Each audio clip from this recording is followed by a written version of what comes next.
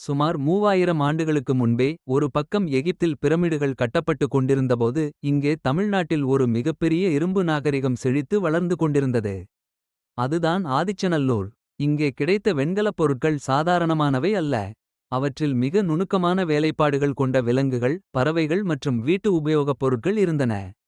குறிப்பாக இங்கிருந்த இரும்பு வாள்கள் மற்றும் ஈட்டிகள் இன்றும் துருப்பிடிக்காமல் இருப்பதுதான் உலக ஆராய்ச்சியாளர்களை வியப்பில் ஆழ்த்தியுள்ளது. இங்கே ஆயிரக்கணக்கான முதுமக்கள் தாழிகள் கிடைத்துள்ளன. சில தாழிகளுக்குள் மனித எலும்புக்கூடுகள் அமர்ந்த நிலையில் வைக்கப்பட்டிருந்தன. சில எலும்புகளில் அறுவை சிகிச்சை செய்ததற்கான அடையாளங்கள் கூட இருப்பதாக சொல்லப்படுகிறது. ஆதிச்சநல்லூரில் கிடைத்த மிக முக்கியமான ஒன்று தங்க நெற்றிப்பட்டங்கள். இவை மிகவும் மெல்லிய தங்கத் தகடுகளால் ஆனவை. இது அந்த காலத்து தமிழர்களின் செல்வச் செழிப்பையும் தங்கம் உருக்கும் கலையில் அவர்கள் பெற்றிருந்த தேர்ச்சியையும் பறைசாற்றுகிறது. ஆச்சரியமான விஷயம் என்னவென்றால் இங்கே கண்டெடுக்கப்பட்ட மட்பாண்டங்களில் உள்ள குறியீடுகள் சிந்து சமவெளி நாகரிக குறியீடுகளுடன் ஒத்துப்போகின்றன. மேலும் இங்கிருந்த பொருட்கள் ரோம் மற்றும் மெசபடோமியா வரை வணிகம் செய்யப்பட்டதற்கான சான்றுகள் உள்ளன.